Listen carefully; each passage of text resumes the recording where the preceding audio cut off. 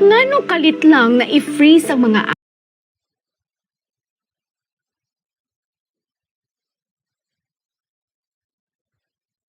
Ang daming problema ng bansa, pero ito ang focus. Konnichiwa. Mayroon OMG mga kababayan, iba ang focus nitong gobyernong bangag. The Filipino people are being scammed by this government. Okay. So, bakit scam? Kasi, wala kang lalabasan eh. Lahat sila nag-conspire na. Diba? They have weaponized most institutions. I don't know if there's still one institution that's independent or you can call independent. No? So, tapos, nadagdagan pa nitong krisis sa Middle East. So, maswerte na tayo kung yung economy mag-grow ng 3%. Net trust rating of the president is -9. Diba? Kasi saan gagamitin yung pera? Nakakasiguro ba tayo na yung perang utangin nila, like ngayon sa World Bank, gagamitin sa tama? Yung Maharlika Fund, saan napunta yung pera? Di ba dapat sa infrastructure yan? Anong nilaunch ni Presidente? Anong klaseng di ba footbridge? Oh, so, Iyan po mga kababayan, nagsalita na itong dating empleyado ng BSP or Central Bank of the Philippines. Sapagkat mga kababayan, ito po ay marami po siyang binulgar dito. Patungkol nga po sa pangyayari kung saan na po napunta ang pera ng taong bayan. At magugulat po kayo dito sa bidyong ito, malalaman po natin kung saan napunta ang pera ng bayan at kung saan na naman ngayon nakapokus itong Marcos administration. Sapagkat ito mga kababayan, hili-hilirang mga pulis car ay patungo na po sa Davao City mga kababayan. Gaano ang katotohanan dito? Gaano ito katotoong balita? Panoorin natin. Asa man ni sila padulong, daghan man kayo ni. Araw, naglinyaw, nagatubang padung sa Davao, nagatubang padung sa Davao. Murag na ni sila yung operasyon, oo. Tubang, nagatubang, Mauni ang last. Bye-bye. Asa man ni sila. Ayan mga kababayan, ayon nga po dito sa caption nito pong nag-post, no? Patrol car at truck ng mga pulis na galing pang Basilan, Lanao del Sur at Tawi-Tawi nakitang nakahilira sa daan at nakaharap papuntang Davao. Basilan PPO Pro Bar.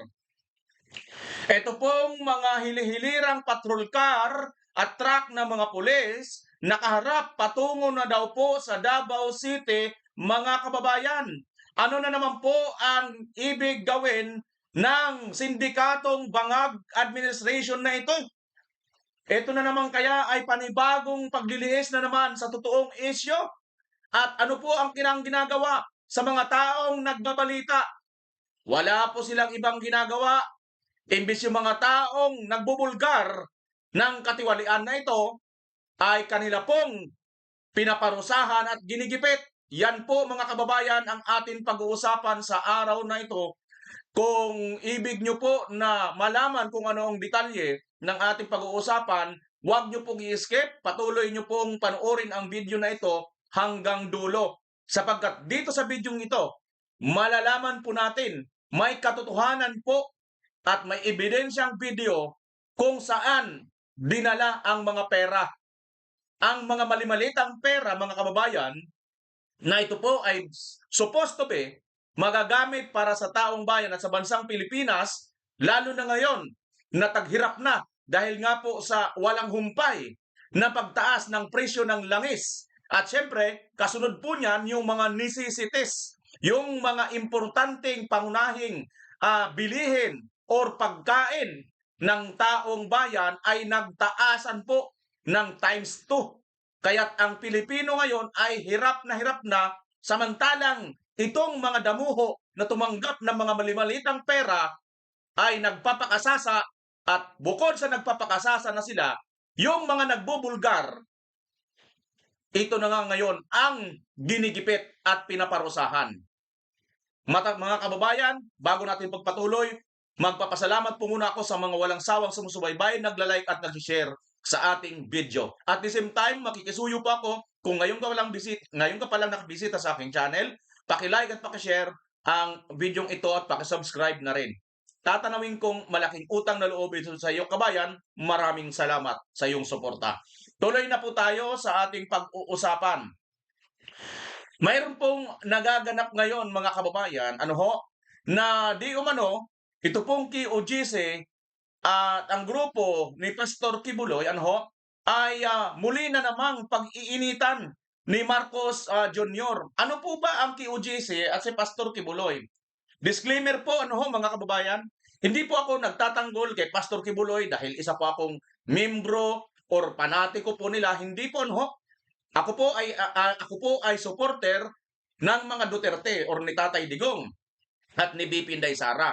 Supporter na sinasabi po natin organic supporter. When we say organic supporter, wala pong bayad yan. Kusa po kami sumusuporta. Saan lang po kami nagkakaroon ng benefits or kita? Dito lang po sa aming mga vlog. At alam po yan ng mga nakakakilala sa amin. Dito lang po itong vlog na ito. Kaya proud po ako na sumusuporta sa mga Duterte. Now, bakit dito kay Pastor Kibuloy? Bakit naman tayo sumusuporta dito? Hindi dahil sa hindi ka naman membro, bakit ka nakikialam? Bakit ka sumusuporta? Hindi po, mga kababayan. Tandaan po natin, ang ating batas, mayroon pong nagsasabi na separation of states and church, di ba? Mayroon po yung paghihiwalay. Hindi po pwede na pakialaman ng Estado ang mga churches, no? O mga simbahan. Batas po yan sa ating bansa. At ang isa pa pong batas, ang isang akusado mananatiling inosente hanggat hindi napaparusahan ng husgado o ng korte. This time, si Pastor Kibuloy, bagamat akusado po siya sa personal na kaso, hindi pa naman po siya convicted. So, ipinagpapalagay pong inosente. Ngayon, paano ka naman naging supporter? Siyempre, kahit naman kanino, kahit ano pang relihiyon mo, Muslim ka man, mga born again ka man, kahit anong relihiyon mo, Katoliko ka man, para-parehas lang tayo. Dapat igalang ng Estado, huwag tayong papakialaman, di ba? Tama, hindi. As long as tayo naman ay hindi nanggugulo. Di ba? Bakit? Nanggugulo ba ang KOJC? Wala naman Payapa naman sila dyan sa lugar nila. Di ba? And then, si Pastor Kibuloy naman, sasabihin natin, bakit ka sumusuporta dyan? Hindi naman ako sumusuporta doon sa kanyang kaso kung ano man. Ang sinusuportahan ko, yung kaso niya, na binibintang sa kanya, akusasyon sa kanya, maaari din mangyari sa iyo kahit sino sa ating mga Pilipino. Na kung sakasakaling ikaw ang nalagay sa lagay niya, hindi ka rin masiguro papayag na sintensyahan ka na samantalang hindi ka pa naman napapatunayan sa korte. Tama, hindi? So, ibig lang sabihin nito, mga kababayan, tinitingnan lang po natin ang practical. Practical lang po na pangyayari. Hindi po pwede dito para tayong mga bulag at mga bingi. Tayo rito ay diretso po tayong nakatingin kung saan po ang tama. For the meantime, hindi pa po siya sentensyado, hindi pa po siya walang kasalanan, di ba? At ang problema, mga kababayan, wala pa naman pong napapatunayan. Manapa, no? Ayon doon sa Davao, dati na decision na ito na-dismiss na to binuhay lang. Yun ang masakit dito kasi nga po, palibasa, itong ating gobyerno na ito, ano ba ang kanilang pakay dito talaga sa KOJC at ginigipit po nila? Sipin nyo na nga, mga kababayan ano bang kaso ni Pastor Kibuloy? Sinasabi nila, rape daw, no? Rape. Ang simbahan ba nangre-rape? Sige nga. Ang simbahan ba mismo nangre-rape? Bakit ang simbahan ang pinaparusahan mo? Hindi. Granting na lang na may ganung kaso. Bakit? Kasi ang simbahan? Hindi naman Hindi naman, di ba? Personal po itong kaso.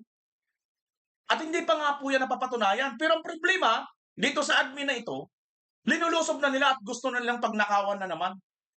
At ang matindi pa dito, mga kababayan, bukod niya dyan sa mga ganyang pangyayari, madadivert pa nila ang issue kung ano pa talaga ang dapat fokusan ng taong bayan. Dito sa bidyong ito, kabayan, makikita po natin kung ano ba talaga, saan ba talaga papunta ang ating gobyerno. Bakit nga ba sila, bakit nga ba sila focus na focus dito sa mga Duterte at kay Pastor Kibuloy? Ito palang dahilan, mga kababayan. Ito ang gusto nilang pagtakpan. Diba? Kasi saan gagamitin yung pera? Nakakasiguro ba tayo na yung perang uutangin nila, like ngayon sa World Bank, gagamitin sa tama? Yung Maharlika Fund, saan napunta yung pera? Di ba dapat sa infrastructure yan? Anong nilaunch ni Presidente? Anong klaseng di ba footbridge? So, give me Yun, mga kababayan. Di ba ang nilaunch ni Marcos Jr. ay ang footbridge? Umutang. Mayroon tayong Maharlika Fund, 500 billion. Nasaan na yun? Di ba? Ito yung mga issue na maliwanag na gusto nilang pagpan, mga kababayan. Nasaan na yung itong mga pera na ito? Yung ginto, gold reserve ng Pilipinas, nasaan na yun? Dapat na ngayon, ilabas na ngayon yun eh. Kasi ito na yung crisis eh. Nangungutang tayo, nagpapakahirap tayo magpaawa sa ibang bansa para mangutang, pero mayroon tayong pera. May gold reserve tayo, bakit nang binenta, wala man lang nagtanong? Ito mga kababayan ng sekreto.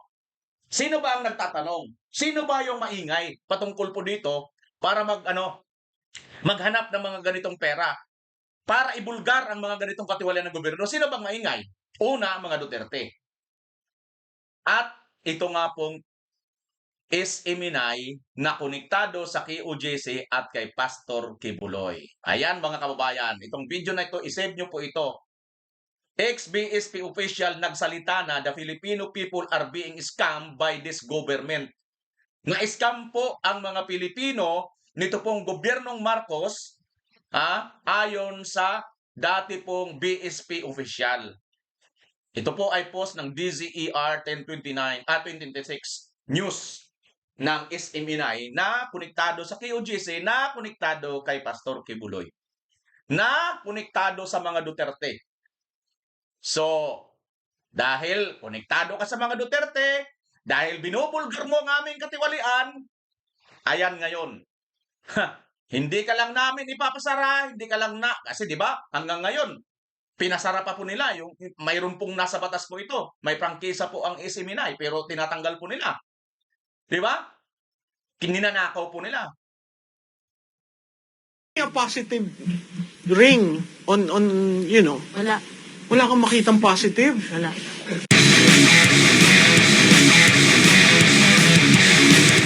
So you're from the private sector, ha? Can you tell us about bank secrecy? Can you readily pierce the veil of a private depositor? Sige. Just to give you a background, bakit kailangan natin bank secrecy law, yung rationale behind the law is the state or the government wants to ask the people to trust the banking system. So, gusto nila yung mga pera natin, instead ay ilalagay natin sa bahay natin, sa ilalim ng unan natin, sa bangko natin ilagay. Bakit importante yung deposits? Since alam ni Ma'am Cora na yung deposits natin, pinapaikot ng bangko para ipautang. So, pinapautang yan sa mga negosyante na nag-spur ng growth sa economy. So, yun ang important. So, what is the bank secrecy law, yung RA 1405? RA 1405 is was created. It states that all deposits of whatever nature, including investment bonds issued by the government, are of purely confidential in nature. And no person or government official, even government official and offices can access your bank records except for 4 reasons. First is the signed waiver of the depositor themselves. So yung mismong may-ari ng account. Correct. So signed waiver. Pangalawa, in cases of impeachment. So pangatlo, per cases involving bribery and the dereliction of duty. And the fourth is when the funds in question is the subject matter of the litigation. So hindi siya pwede na, for example, sinampahan kayo ng libel, titingnan nyo yung bank account ng tao. So the criminal act should be connected to the bank account bago natin buksan. So, Kita nyo mga kababayan? Tingnan nyo mga kababayan, di ba? Kung titingnan mo ito ngayon, sa pangyayari dito kay Pastor Kibuloy, kung hindi po pwede pala yung mga ganon. Dapat naka-specific pala kung ano yung criminal act, yun para mabubuksan mo yung yung mga ari-arian kung ano man, kung yung bank account. Eh dito sa kanila, wala silang pake. Basta kahit anong kaso.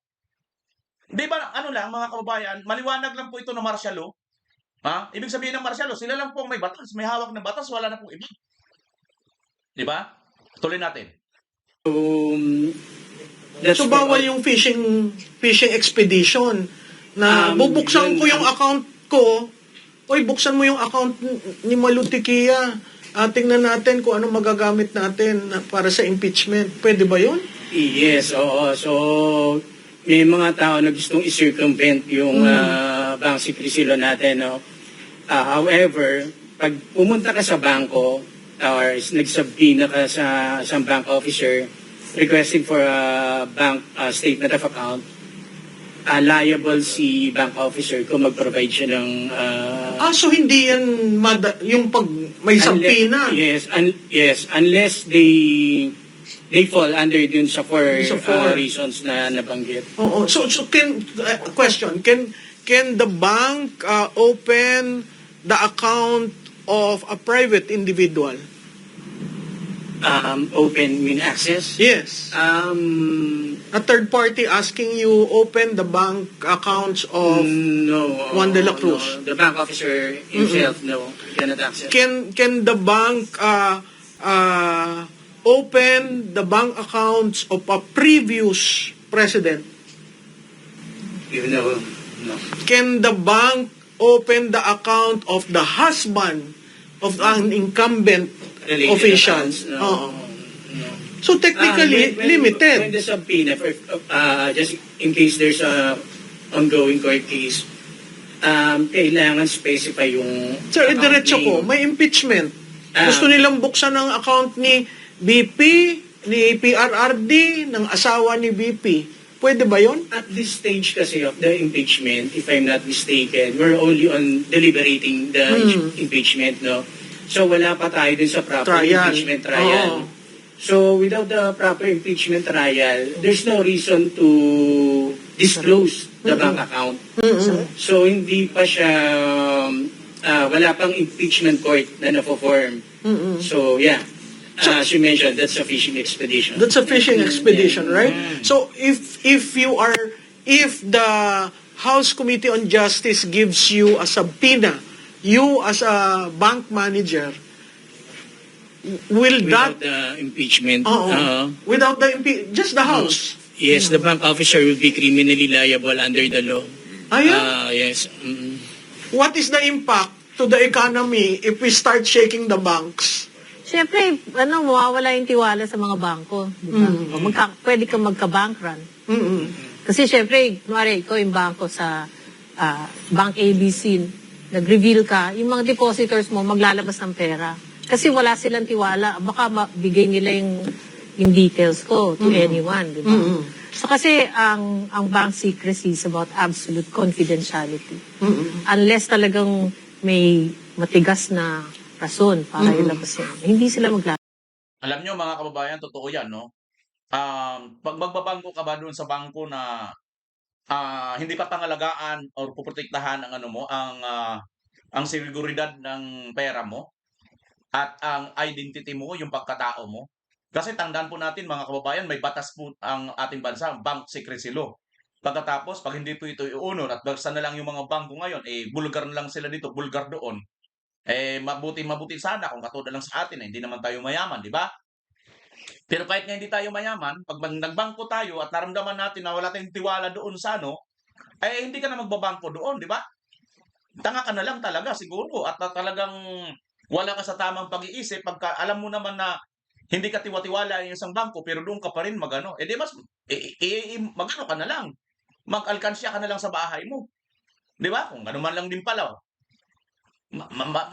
May rest pa yun. Di ba? Kasi nakukuha yung identity mo . Oh. Kaya marami, mag-ano talaga, mag-aalisan talaga sa bangko na yan pag nawalan ng tiwala. lalabas. Yes. And aside din sa bank secrecy of bank deposits, meron din tayong FCDU Act, the Foreign Currency Deposit Act. yes. Ito mas stricter to. Even with the court case, you cannot open the bank account unless there is a waiver from the depositor. So, ang rationale naman Kaya behind pala yung this, dating speaker, hindi mabuksan yung yeah. So, mas maganda kung dollar yung account mo sa bank. Oo, kasi may dollar siya eh. Dun Kasi sa- pag nawala yung tiwala sa mga bangko, magkaka-systemic risk ka. So, Yun pala yun mga kababayan, ano? Pag mas mahigpit pa po pala yun, hindi pa pala po pwedeng buksan ang isang account mo, lalo na nga pag dollar account ito, kailangan ng waiver. Pag wala kang waiver, ikaw na may-ari ng account, lalo may dollar account, hindi pwedeng buksan. Kaya daw pala si Martin Tambaloslos ay hindi rin nabubuksan kasi may dollar. Oo, dollar account na tayo mga kababayan. with the crisis, Oh, yan, and with dadagdag this, ka pa. the shaking, Oh, dadagdag ka pa. that is bad for... The whole system. Interesting. And the investment people who are looking Yeah, exactly, to... Mag-invest ako dito sa Pilipinas, pero sandali lang. Oo, Ang talagang gulo ninyo mapapag-isip. sa... Tapos Dami. ito sa bank. Daming issue. So, economic, financial, banking, and then security. All facets of government and governance right now is affected. By just the impeachment of the Vice President. And the Middle East and the crisis. Middle East crisis. Sir, ano naman ang AMLA? Meron pakialam si AMLA sa mga bangko? Ang AMLA is actually tinatawag nila ito yung high-tech bypass ng bank secrecy law eh. Kasi even without the court order, Nasisilip nila. masisilip nila. However, ang safeguard mechanism nito is AMLA works like a silo. Independent sila. Even Congress cannot summon AMLA to produce bank records of a person. So, sa bangko kasi, daily, we have to file a report, what we call CTR and STR. CTR is for covered transactions, which is 500,000 and up. STR is suspicious transaction, regardless of the amount. Eh, sir, So- pati hindi nyo nakuha yung mga maleta at saka yung sa ano, yung nawawalang pondo. Yes, Oo. actually, what happened etong sa flood control scandal, it should be AMLA at the center of this investigation eh. Because the movement, the channel is money. Without the money changing hands, makokontrol sana yung corruption eh. So, again, going back, we have yung CTR and STR. Covered transaction for 500,000 and up, and suspicious transaction regardless of the amount. Kasi yung iba, sinicircumvent yung 500, 300 muna, 300, withdrawal, hanggang makuha nila yung buong amount. So, meron naman na, halimbawa, Katulad yung kay Yusek Cabral. Sorry ha, interrupt ako ng interrupt. Di ba yung dalawa niyang anak nakuha lahat ang pondo dun sa account ni Yusek Cabral na ilabas? Oo. Yun yung hindi nila na categorize as suspicious account. Yes, like for example, ma'am, meron tayong isang business lang, parang street vendor. Biglang deposit siyang 300,000. Kumbaga, abnormal siya dun sa Red flag na yun, no? average. So, eto, like for example, kung government employee tayo, ng source of income natin is our income, salary, tapos biglang may billions o hundreds of millions of account ka, dapat na-flag na yan ng bangko from the very start eh. Yung pala yun. Na-flag na yan eh. Even the withdrawals, if you have a legitimate transaction, why would you choose cash? When you have other modes of payment like manager's check, wire transfer, bakit ang nakikita natin is yung mga mali-malita na cash? So definitely, pag ang isang government employee is nag-withdraw ng cash na substantial amount, this should have been reported na sa AMLA as suspicious transaction. From there sana, na-action na ni AMLA. Kasi hindi siya commensurate doon sa source of income eh. So would you, sir, say So that... ang nakikita ko nga missing link dito is from the very start, bakit hindi na-cite yung mga bangko Yes. with all these billions in withdrawals? Yes. So bakit even the existing investigation, bakit parang wala yung hindi napapag-usapan yung paano nakakapag-withdraw sila na hindi naman commensurate sa income nila. Saka paano nagkakaroon sila Ngayon, ng yes. account na... Ngayon AMLA, parang working as an independent organization, should have looked into the transactions. Bakit ito? They have that power, right? They have the on power. their own, yeah. And then they recommend. I'm not sure of the law, but I think they have to go through the courts of appeal to get the bank records. Oo. Kahit Pero AMLA. even Congress cannot ask or request AMLA, o AMLA mo ang may plunder dito, pa-investigahan yata. Hindi Oo. pwedeng ano. Dapat it should emanate from AMLA itself. And AMLA is supposed to be apolitical, right? Yes. Political. Should be a political. Should not be used for political motives. Oo, kasi nagamit yan I've heard kay from the Corona. news that a congressman is calling AMLA to Yes. investigate, you know. So, hindi pwedeng i-dictate ng Congress ang AMLA. Oo. Should be the proper channels. Oo. Actually, Malu, meron pang ang isa Yun pala yun mga kababayan, yung AMLA pala, hindi pwedeng diktahan. Manapa ano ho, yung naalala ko lang, din natin dito yan, kung sino mga nakapanood noon. Si Akop, no, tinatanong niya itong si AMLA. Di ba? Tinatanong niya si AMLA doon dahil nga po, may nilabas si Trillanes na mga records na galing daw di umano sa AMLA. Ngayon, tinanong ni Akop itong AMLA kung ito bang mga bitbit ni Trillanes na di umano ay galing sa AMLA ay sertipikado ba nila? At dininay nga po ito ng AMLAC, mga kababayan. Sino bang nakapanood sa akin noon? Si Akop na nabubuhay pa. Diyan yata yun sa Quadcom hearing nila noon with Tatay Digong, di ba? May tinanong ang yung AMLAC noon kung ito bang mga sinasabi ni Trillanes ay kumpirmado nila. Hindi daw po ito kinukumpirma ng AMLAC. Ito pa lang dahilan, mga kababayan, dahil kahit pa pala ang Congress, hindi po pwedeng diktahan ng AMLAC. Dapat yung AMLAC mismo yung sarili nila, kasi nga po sila, hindi sila dapat politika, nakikisawsaw. Kumbaga, independent sila, mga kababayan. Okay, tuloy natin ha, pero may ipapapansin ako sa inyo rito. Sa dami ng mga pera ngayon, ng mga issue na ito, may bangko na sinasabi na dapat, di ba dapat nag-issue na dito yung bangko? Alam niyo yung rason nila dito, sasabihin nila, o kita nyo na, totoong walang korupsyon, walang nangyari, kasi nga po, walang record sa bangko. Di ba? Kasi yung bangko, kung tutuusin, halimbawa, nakakita ng isang street vendor. Magkano lang naman ang kinikita ng isang street vendor, di ba? Eh mayroong 300,000 na naglabas-pasok na kanyang withdrawal. O nag-withdraw siya, nag-deposit siya, ganun kalalaki. Eh hindi naman ganun kalaking kikitain ng street vendor, hindi sa pagmamaliit dahil street vendor din tayo before, no? Pero practically speaking, hindi po ganun kalaki, di ba? Now, bakit siya may ganun? Ito naman mga politiko, mga kababayan, alam din yan ng mga bangko.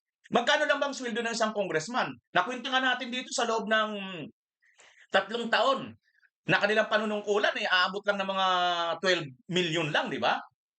12 million lang to 14 million ata ang na-research natin noon, mga kababayan. Base yan sa pinakamataas na sweldo ng isang congressman. So kung wala itong business, 3 taon, bubunuin niya yung 12 million, pero yung naglalabas-pasok sa account niya, 150 million, 200 million, 300 million, 500 million, hanggang 1 billion. So dapat ito napaplag na.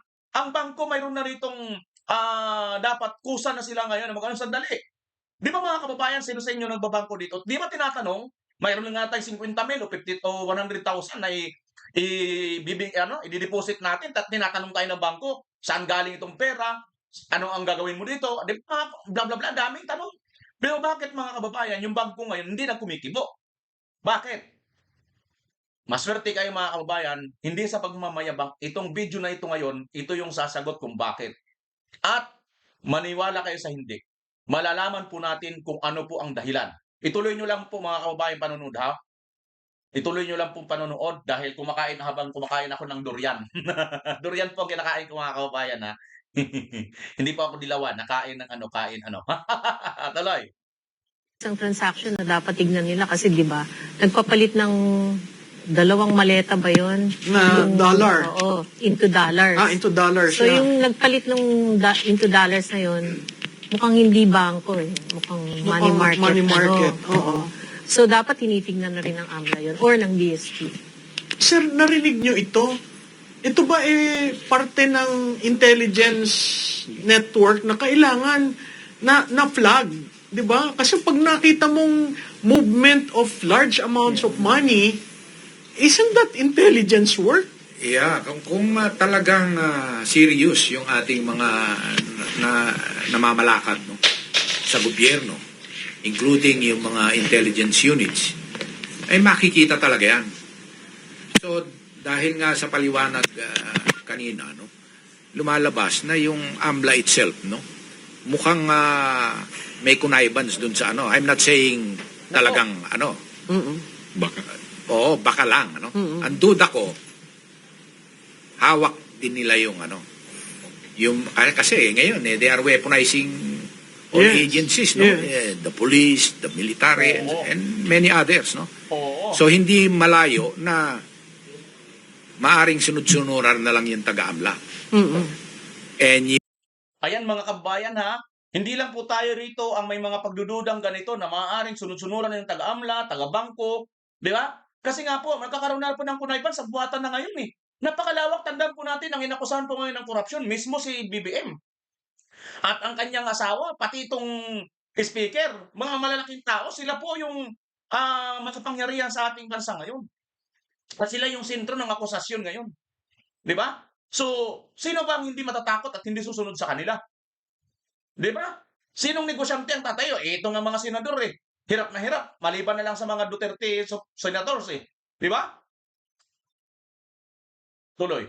yung land bank itself, in cahoots na rin dun Which sa is ano. the major depository account of kasi the ano Public yan eh. Works Fund. I can even recall na kasi nung I was a battalion commander sa Mindanao, no, yung tinatawag na voluntary offer to sell, no, na yung sa CARP, may lumapit sa akin na ano, ano siya, Yan sir, lupa. Yung Lupa ito, oo. Ba't ko na ano, kasi ba't ko biglang na-recall to, lumapit sa akin yung isang, sir, hanap kayo ng lupa. Bakit? Yung malalaki, mga 100 hectares, 200. Ilapit natin sa ano, sa mga nag-aasikaso nito. Ba't ano yan? Sinakyan ko lang, no? Yung pala ang racket nila, halimbawa 100 hectares, they will operate yun through BOS, voluntary offer to sell, yung ano, para babayaran ng gobyerno. In cahoots sila sa DENR, in cahoots sila sa land bank. So, yung DENR para ano, pipicturean nila yung ano, kunyari may ano lahat, may tanim lahat. Pero actually, 2 hektarya lang yung may tanong out of the 100. Ibabalwate ngayon yan. No, Tapos mas yung mataas. land bank, Yeah. ibabalwate nila in cahoots sa DENR. Pagdating doon, sige, ito ang value niya per hectare is 120. Imbis na 70,000 lang. So yun, lalabas ng pera. In cahoots sila sa ano. So, maaring ganun din na nangyayari dito. Kaya tahimik. Lumabas lang nung sumabog Kasi maganda yung point ni Marvin, yung issue ng malalaking amount ng pera na lumalabas pero wala nga naman tayong nakitang bangko o na trace o report ng AMLA, no? I'll cite 2 instances, Colonel Prof. One was nung nasa active service pa ako. Alam ni ni Sir Marvin yung Hawala system. Hawala? Yeah, it's an informal money remittance. So nung nandun ako when I was still assigned with the airport security, I was the chief of operations ng airport security center sa NAIA. We were monitoring this Hawala operations ng mga rin natin, kababayan din natin. OFW? Yes. Oo. Meron silang mga informal remittance center nila ron, dadalhin dito by cash, dala-dala ng mga, in fact, minsan isang buong eroplano, halos lahat yung may mga bags eh. Oh. And when we intercepted, wala na, puro bag na lang yung nakuha namin, yung mga pera na i-distribute na. There's something happening. So, second naman, when I retired, and I was into business now, our business is into renewable energy. So, yung partner namin one time, this was the first time na nagta-transaction kami in dollars. So nagpadala ito. Initially nagpadala ng meager amount lang naman. Maliit lang naman siya. Initially was $15,000. And then the second, it was supposed to be 30 eh. Yung second pasok niya, hinold na ng bangko. Hindi na nirelease sa amin. And we were called by the bank to explain kung ano yung pumapasok na yun. Well, what's my what am I driving it here? Yung mga ganung maliliit na transactions nakikita, nababantayan. Bakit yung mga Gandang buhala eh. mali-malita isinasakay ng eroplano, hindi natin alam kung saan dinadalang ibang bansa, bakit parang walang reaction yung natin, mga Ang lokohan authorities ang lokohan natin. ko sa kaibigan ko, dapat nandun ako sa negosyo ng paggawa ng luggages, no? Parang ang laki ng kinita mo doon. Kasi talagang kitang-kita, di ba? Talagang magugulat ka na lang na, how can that be possible? And I understand today, the luggages now are in dollar denominated. So, ibig sabihin mga kababayan, tama rin yung sinasabi ni Sir kanina, na inkahots. Ibig sabihin, parang nagdamay-damay na nga ito. Di ba? Lahat na nga sila, nagsabwatan na nga talaga. Mga inkahots na sila. Mga kasabwat na. Kaya hindi na po kumikibo. Totoo naman sinasabi ni Sir. Ako kasi minsan, mga kababayan, paminsan-minsan, nakakapag-transact din tayo ng mga halagang 50 mil, 100,000. Nagtatransfer din tayo para doon sa, halimbawa, pag mayroon tayong importanteng binibili, di ba? Kailangan po talaga idaan sa bangko. I-deposit natin o kaya i-transfer natin via online. Tinatanong pa rin ito ng bangko eh. Di ba, mayroon kang nabili na isang mahalagang bagay, halagang 100,000. Tinatanong ito ng bangko eh. Maliliit lang ito kung tutuusin mga kababayan, yung para dito sa bilyon-bilyon na po na perang pero hindi ito napansin ng bangko. So meaning to say, nagtutugma ang sinasabi ng isang nagsasalita kanina na inkahots, di ba? Yung sabihin karamay, damay-damay na sila dyan. Kaya walang kumikibo. Sindikato nga, tuloy. Na yung distribution. Kaya sabi ko, must be every or most or some legislators might have a wall of, alam mo yan, yung bolt sa pader. Kasi magtataka ka, paano mo malalabas yung ganong kalalaking pondo sa bangko? Pera na lang kung ang bangko ay involved. Diba? Yun yung hindi mo maintindihan. So, lumalayo na tayo ng usapan, no? Let me go give your last points. Siguro doon sa security cluster, ang tanong ko, napapanahon na ba magkaroon ng batas tungkol dyan? Talagang batas, ha? Hindi yung joint circular na 2015, matanda na. The Filipino people are being scammed by this government. Okay. So, bakit scam? Kasi, wala kang lalabasan eh. Lahat sila nag-conspire na. Diba? They have weaponized most institutions. I don't know if there's still one institution that's independent or you can call independent. No? So, tapos, nadagdagan pa nitong crisis sa Middle East. So, maswerte na tayo kung yung economy mag-grow ng 3%. Kasi nung fourth quarter last year, 3% yung growth. December nila daw ngayon, 7%. Ay, naku, doon good sa luck. interview sa kanya. Good luck. I think, struggle pa yung 3%. This Tapos, quarter. Well, the whole year. The whole Depende, year. no? Depende kung saan pupunta itong gera. Inflation could be between 15 and 25%. Wow. Depende kung gaano katagal yung gera. Kasi kung ang diesel at saka gasolina already went up by more than 60 to 120%. Di ba may trickle-down effect yan eh.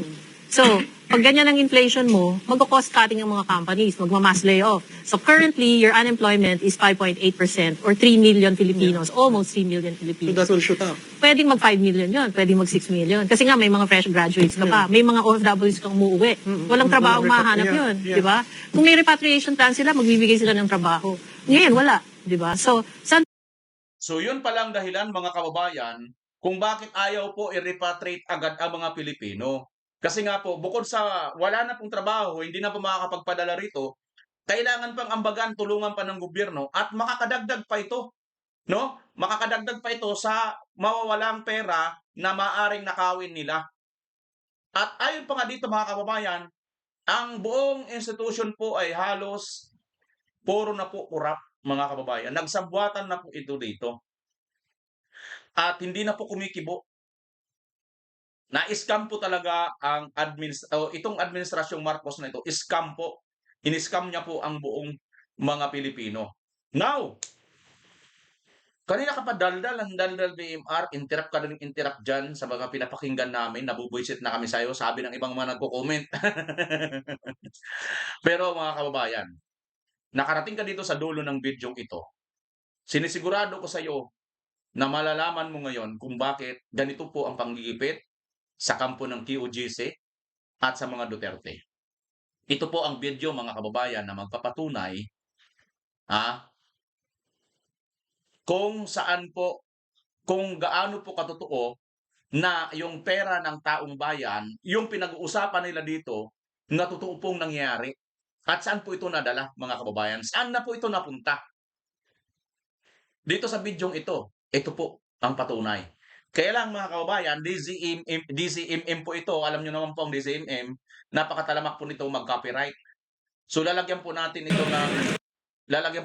mga kababayan ng harang ha. Haharangan lang po natin ito mga kababayan. Ay kasama ko pa sa Senate of the Philippines. Wait lang mga kababayan ha. Need ko lang itong harangan kasi pag hindi po natin ito harangan, ay mangyayari po dito mga kababayan ay ika-copyright po tayo nito. Nasaan na ba yung pangharang ko dito ha? Nasaan na ba yung pangharang ko dito? Teka lang, sandali lang mga kababayan. Wala akong pangharang pa dito na maaari kong ilagay ha. Nasaan na ba yun? Ito na lang siguro. Kaya lang, kailangan ko. Ay kasama ko pa sa Senate of the Philippines. Ang aking kaibigan, ang aking kumare, Senador Amy Marcos.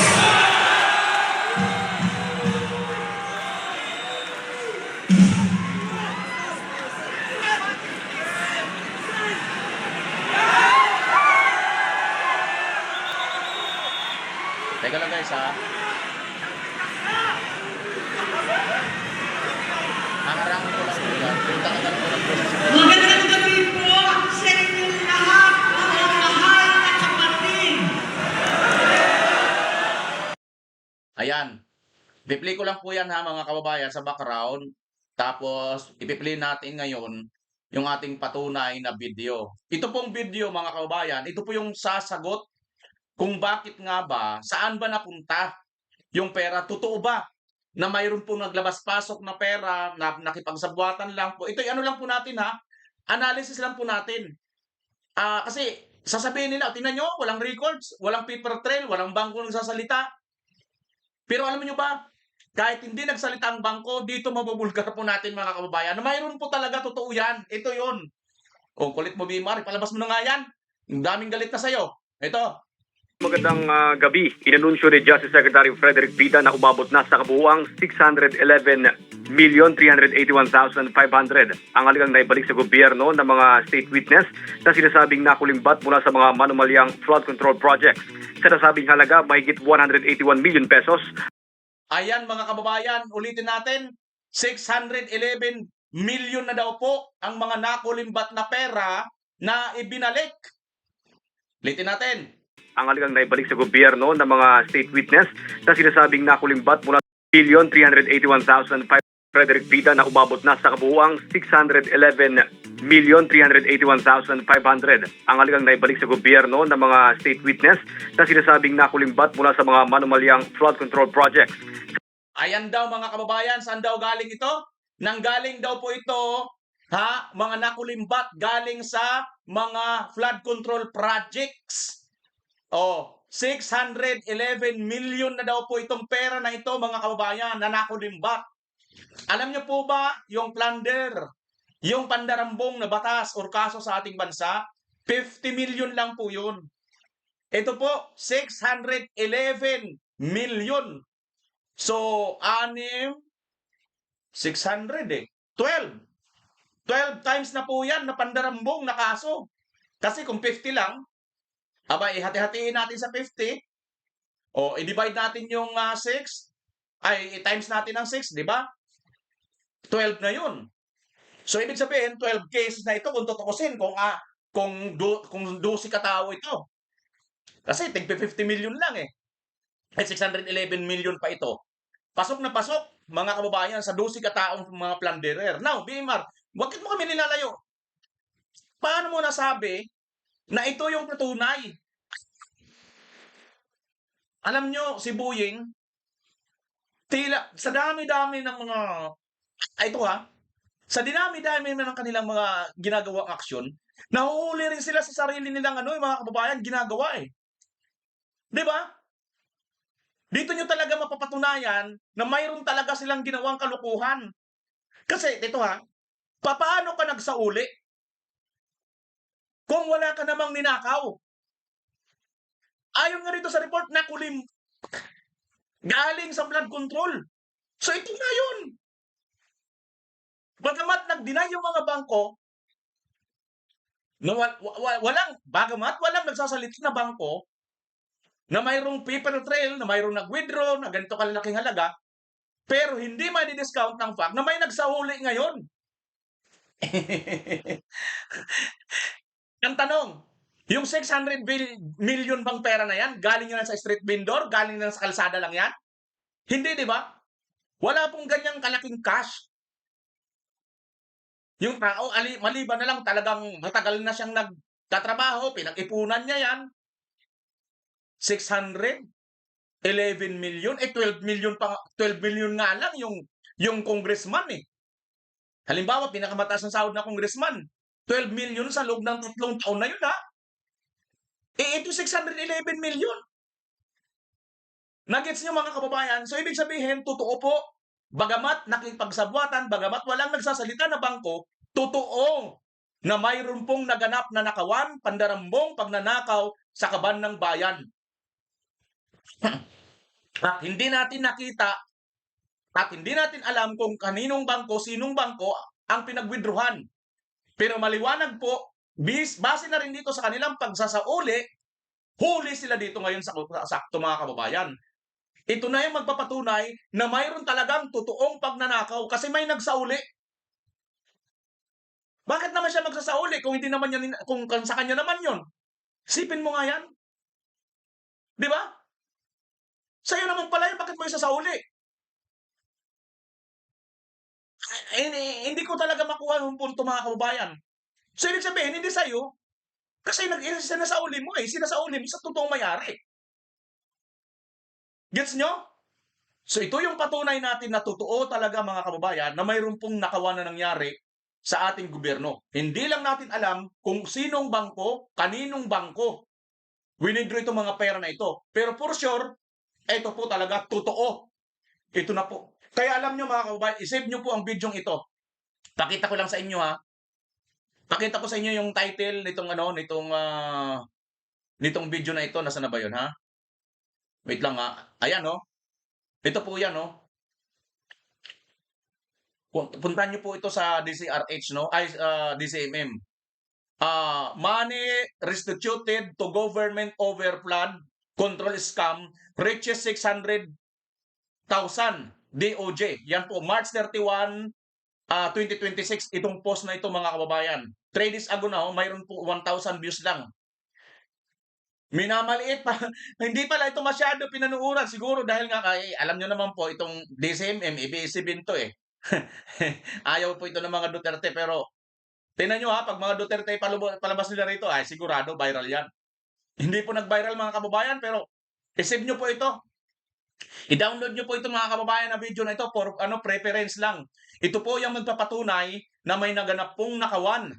May naganap pong pagnanakaw sa pera ng bayan na milyon-milyon ang halaga.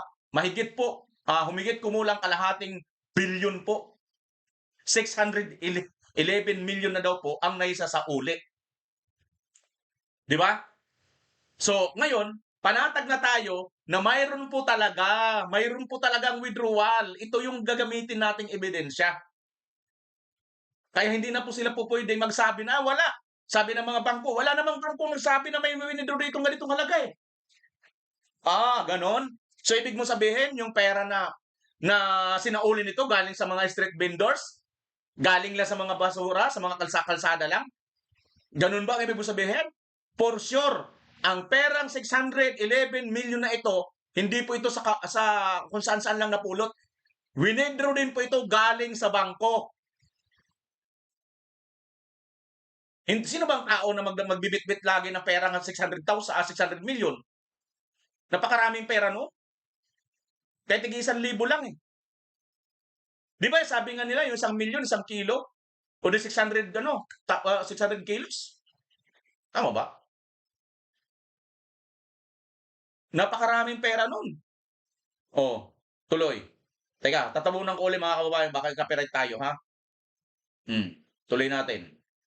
Sa nasabing halaga, mahigit 181 million pesos ay mula kay dating DPWH Engineer Henry Alcantara. Mahigit 120 million pesos ay mula kay dating DPWH NCR Regional Director Gerard Opulencia. 20 million pesos naman yung pinalik ng contractor si Salis Santos. Habang 290 million ay mula kay dating DPWH Undersecretary Roberto Bernardo. Sa report to the people kasabay ng kanya. Sino ba si Roberto Bernardo? Di ba ito yung ginawa nilang state witness, mga kababayan? 290 million pa lang galing sa kanyang binalik? Palakihan pala ito ng Palakihan pala ito ng isasauli para sila yung gawing state witness. Yang ika-100 araw sa pwesto, sinabi ng kalihim na naisuli na ang naturang halaga sa Bureau of the Treasury para mapakinabangan ng taong bayan. Una nang sinabi ng DOJ na aabot sa 1.5 billion pesos ang kabuuang halagang dapat may balik sa gobyerno kaugnay ng flood control scandal. Samantala, inanunsyo rin ng kalihim na nasa 24 na flood control cases na ang kasulukuyang iniimbestigahan ng DOJ.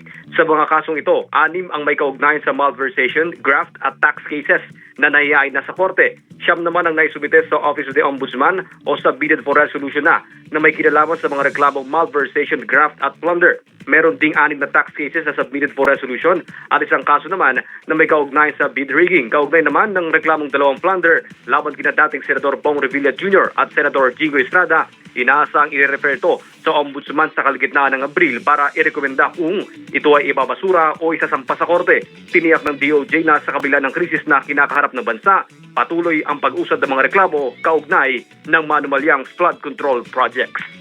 Yan ang balita. Yan, mga kababayan. Aminado sila, ha? Galing po ito sa mga flood control korupsyon. Itong pera na ito na isinauli. So ibig sabihin, totoo po na may pera po talaga na nakuha ang itong mga magnanakaw.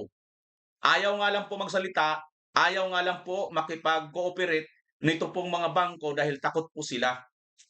Kaya mga kababayan, dito po importante na malagay po natin sa posisyon yung sino po yung tao na magpapapanagot sa mga ito. At walang iba yan kundi si Vice President Inday Sara Duterte.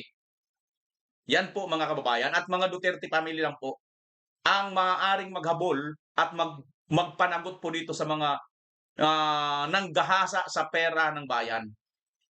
Yan po yan sila mga kababayan. So maliwanag, mayroon na po tayong ebidensya. Pakisave nyo na po itong video na ito para if ever man po mawala, tanggalin po nila yan. Galita na po yan eh. Inamin po nila na mayroon na pong nagsauli. So, hindi naman po pwedeng may nagsauli niyan, yung pera na yan, na hindi yan nanggaling din ng bangko, nanggaling po ng bangko yan. Pero, yung mga malalaking pagnanakaw, hindi nila binibisto, walang bangko nagsasalita. Ito yung patunay na mayroon pong pinanggalingan na bangko, mayroon pong bangko na winidruhan po ng katakot-takot na pera, pero hindi po kumibo ang mga bangko. Bakit? Sabi nga ng isang nagsalita kanina, inkahots, o karamay na rin sila sa sindikatong Marcos Administration. Yan po ngayon. Dahil dyan, ito po ngayon ang ginagawa nila sa mga gusto pong magpakulong sa kanila, mga kababayan. Ito po ang ginagawa sa kanila. Ito po ang ginagawa sa mga tao na gusto pong magpakulong sa kanila. Ito po, namataan mga kababayan, ito nga pong galing pong Basilan PPO Pro Bar, na mga truck at mga patrol car ng pulis na papunta nga po ng Davao City. Ano ang kailangan nila dyan sa Davao City na naman ngayon? Kaya humanda-handa po tayo, lalo na mga supporter ng mga Duterte, lalo na sa Mindanao, wag na wag na po natin payagan na mangyari pa po itong mga kababalaghan na gusto nilang gawin. Sa kabila po ng malaki na po ang utang na dapat nilang pagbayaran sa ating bansa, ito na nga lang po mga Duterte ang unti-unting gustong magsalba sa ating kahihiyan, sa ating bansa, sa lugmok. Sa sobra na pong pagnanakaw nila, gusto pang gipitin at gusto pang perwisyuhin ang mga Duterte. Protektahan po natin mga kababayan. Asa man ni sila padulong, daghan man kayo ni. Araw, naglinyaw, nagatubang pa dong sa Davao, nagatubang pa dong sa Davao. Murag na ni sila yung operasyon, oo. Nagatubang, Mauni ang last. Bye-bye. Asa man ni sila padulong, daghan.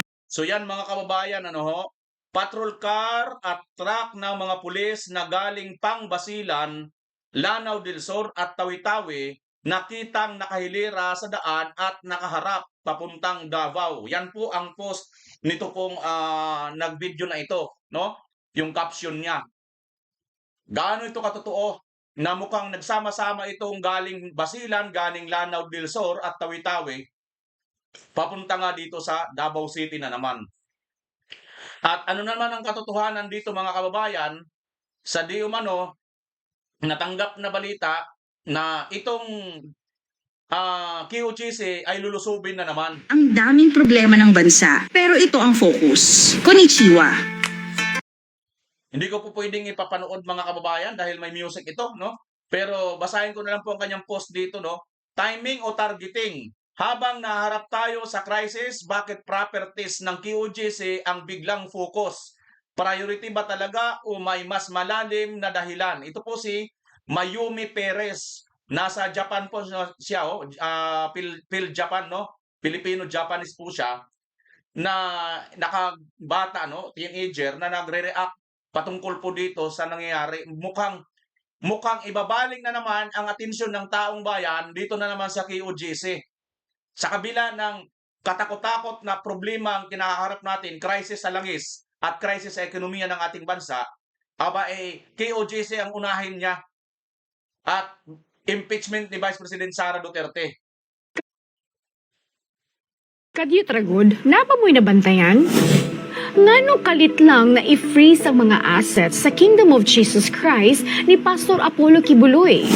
Kung atong tanawon, private citizen raman siya, di ba? O ang Kingdom of Jesus Christ usa ka religious institution. Ang ilang mga assets gikan man na sa donasyon sa mga miyembro, dili na kwarta sa gobyerno. Mangutana lang ko, asa man nakuha sa gobyerno ang katungod nga i-freeze o kuhaon ng mga kabtangan nga dili man na nila panag-iya? Usa pa, wala pa ba yan ang pamatud-an nga naagyoy sala si Pastor Kibuloy? Dili ba dapat innocent until proven guilty? Mao bitaw makapangutan na gyud ko. Basin na apay mas lalong nga rason aning tanan. Dili ba ka posible nga naunlod na sa utang ang atong nasod ug karon nanginahanglan na og pundo. Karon nga naa na sa ilang mga kamot si Pastor Kibuloy. Sayon na lang ba nga apilon og himuon nga source ang ilang mga kabdangan? Naay sayop diring dapita. Kasayon na lang ba di ay nga ila lang basta kuhaon? Wala pa man sila nakontento sa pagpangawat sa gobyerno. Hasta private citizen og simbahan, panguhaon naman ang kabtangan. Pagpangilog man ang tawag ana, di ba? Klaro na. Wala ta nagsulti nga atong depensahan ang kaso o akusasyon batok kang Pastor Kibuloy. Kay kana, trabaho man na sa korte. Pero sa tinuod lang, murag dili gyud makatarunganon o dili sakto ang pamaagi sa gobyerno karon. Dapat patas ang hustisya para sa tanan. Dili lang para sa ilang gusto. Kay balaod ka na. Sa katapusan, dili ni basta istorya lang. Kinibahin ni siya sa hustisya. Bahin ni sa ilang katungod. Ug unsa gyud ang angayan ug tinuod. Kay kung karon nahitabo ni kang Pastor Kibuloy, kapait lang palandungon. Kay basin ugma, wala ta magdahom, kita na pud ang ilang ipiton. Kadyo tragod, napamoy na bantayan? Ngano kalit lang na Bisaya po kasi ito, sa mga hindi nakaintindi, nagtataka po siya, sandali lang po, nagtataka po tayo, no? Sabi niya, no? Bakit po napunta na kaagad sa KOJC? Ano ba talaga ang pakay nila, no? At gusto nilang i-freeze ang asset ng KOJC. Samantalang ang kaso naman ni Pastor Kibuloy ay personal. Sabi nga niya rito, mga kababayan, hindi po natin sa ginakampihan ang isang individual na mayroon pong kaso, no? Pero tayo po ay nakaano po doon, nakaangkla po tayo na trabaho po ito ng korte. At ayon po sa korte, hindi pa naman po napapatunayang guilty. So, pag hindi pa po napapatunayang guilty ang isang tao, ibig sabihin, ito po ay inosente sa mata po ng batas. So, kung inosente pa pala ito, mga kababayan, sa mata ng batas, ay bakit tila papasukin na kaagad nila at kukunin na kung anong kanilang gustong kunin? Yan po ang nangyayari po dito ngayon. Bakit? Ito pa ang isang video, mga kababayan, kung bakit ganun po ang Marcos administration ngayon. We know we are on the right side. So every time na iharason ng gobyerno, we know we are on the right side. So every time na iharason ng gobyerno nga tarong nga mga DDS, let's support them in any way we can. So nga ka-DDS, let's support the Duterte's cases. Many will not understand, but me as a victim of harassment, being arrested, yari akong balay last year by this government, it's not easy to be returned again, harason imong panimalay. Ang KOJC, mga members nila, trauma na sila. Ako yung gamay na trauma. And even the Duterte's, it's not easy. Kung harason ta, we feel alone and vulnerable. So every time na iharason ng gobyerno, nga tarong mga DDS, let's support them in any way we can. Ako, of course, sa social media, support man kong todo, but it's different to be physically present, especially sa KJC nga. Namatyan sila before si Pastor Apollo Kibuloy i-preso until now niya. Mga Duterte's tatay di kidnap. So let's support the Duterte's and KOJC. Di lang tamo supol of violence kay basin ilang gamiton against us. Pero we will not magpakita po na nahandlot na. We will face na. They can kill us all, but we should not show na napildi na kung puno na ako na yung kaisen. Because we know we are on the right side. So nga ka-DDS, let's support the Duterte's cases. We know. Yan, mga kababayan. Ito nga po si Jun Abinis, kung inyo po pong matatandaan, siya po ay naharas din po noon. Sa pamamagitan ng si Turiring na naman po, no? Hinuli siya, pinasok sa kanyang bahay. Ito po ay maliwanag dahil po sa pagsuporta niya sa mga prinsipyo ng mga Duterte. Ganon din po itong KOJC. Yan lang po ang dahilan kung bakit po hinaharas. At ang masikla po nito, namatayan po ang KOJC noon ng kanilang membro ng inosente, wala pong kasalanan, namatay po dahil po sa ginawa nilang panglulusob at pangaharas dyan sa KOJC. Ito po ang masaklap na katotohanan na ating pong kinakaharap bilang mga Duterte supporters. Pero ganun pa man, sabi ko nga kanina sa umpisa dito, bilang organic Duterte supporters, hindi po tayo sumusuporta sa mga Duterte dahil tayo ay binayaran o bayaran. Sumusuporta po tayo sa mga Duterte dahil naniniwala po tayo na ang prinsipyo po ng mga Duterte ay ipanagtanggol, ipaglaban po ang mga kapakanan ng mga mahihina at mahihirap ng mga taong bayan na katulad natin na walang kakayahan, lumaban po sa mga dambuhalang oligarko at sa mga politiko na mga nanggigipit at para paigtingin pa ang kanilang pagsabwatan sa mga mayayaman sa ating bansa at apihin tayong mga mahihirap. Dahil dyan, tumayo ang Pangulong Duterte kahit pa ito ay magmitsa ng kanyang paghihirap papunta dyan sa dahig.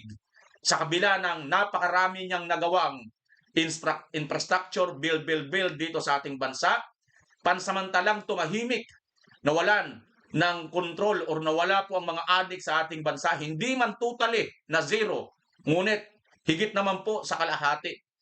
At nagkaroon po ng kapayapaan pansamantala ang ating mga pamilya kung saan man tayo magtungo anumang oras ng araw o gabi. Tayo po ay maglalakbay kahit saang lugar dito sa ating bansa. At lahat ng antas ng pamahalaan, institusyon sa ating bansa ay naramdaman ang totoong serbisyo ng isang Duterte na tumatagos at nararamdaman natin na mga mahirap at maliliit na tao sa bansang Pilipinas. Dahil dyan mga kababayan, kisihudang magdildil ako ng asin. Ang aking prinsipyo bilang isang vlogger, mananatili sa mga Duterte. Kung ganun ka rin kabayan, i-comment mo dyan sa baba at sama-sama tayo. Antayin natin ang 2028 para sa totoo at tunay na pagpapatuloy ng pagbabago na sinimulan ni Tatay Digong. Mga kababayan, this is BIMR Channel, pansamantalang magpapaalam at magkita tayo sa susunod na pagkakataon. Pilipinas, as always. Bye-bye!